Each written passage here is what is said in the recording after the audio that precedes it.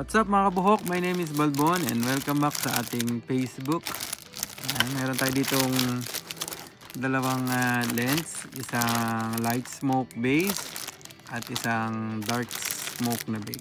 Ayan. Explain ko lang po ito po ay gawa po ni Extra Shield Yamashiro, made in Japan. Ayan, made in Japan. Ayan. Marami po silang kinikater na mga lens katulad ng Shoei, Arai at ibang mga brands na dito sa Japan. Hindi ko lang alam kung bakit hindi ako nakakabili or walang binibenta dito sa Japan na ganito, Bass B. Yan, Bass B. Pag sinabi kasing ganito style, Bass B siya. Wala akong na-outsource na Bass B na gawa ni Arai. Pero yung Tourcross 5, yung Bass A, meron nabibili. Pero tong sa Bass B, hindi ko alam ang istorya. Nung nag-start ako magbenta ng helmet noong 2020, wala na talaga ako nakikita kundi ito lang, Yamashiro. Siya yung household name pagdating sa lens. So nakakita naman na din ako ng original na Arai na Bass B na ang may gawa ay Arai.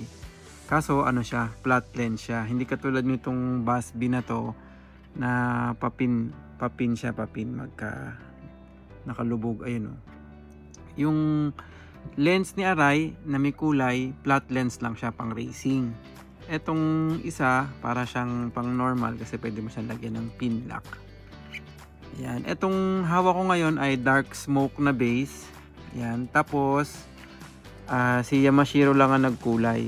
Pero yung lens mismo, yung material na ginamit na base lens is original na Arai.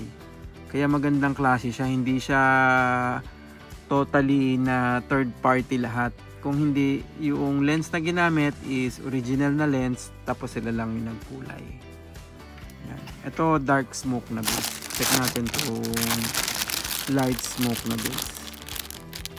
Yan, sa Arai, sa Bass B na lens, ino-offer nila is blue, red, gold at saka silver. Tapos on top of that, meron pa silang mga light smoke na base at meron din silang mga dark smoke na base.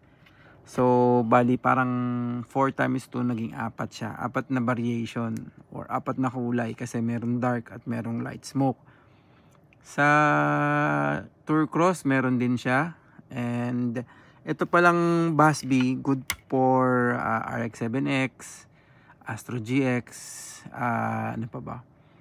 Rapid Neo, Arai XD at saka isa Vector X ba yun, nakalimutan ko na, basta Bass B. Yan, meron pa naman mga iba bukod doon katulad ng Bass A. Sa Shoei meron din X14, X15 at yung iba pa. PM nyo na lang ako. Yan, ito naman yung light smoke na base. Yan, yung light smoke, syempre pag inabot ka ng gabi medyo may laban-laban kasi light smoke lang yung pinaka base niya. Ang function lang naman kung bakit na nilalagyan ng coating is para sa UV.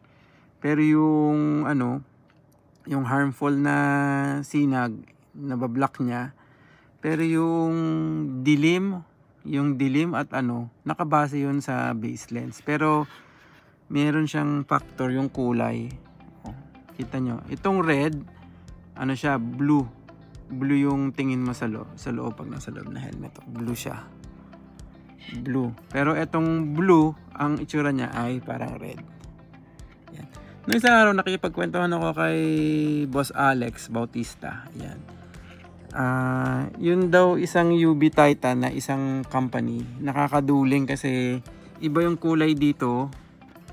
Pag tumingin ka dito, iba yung kulay.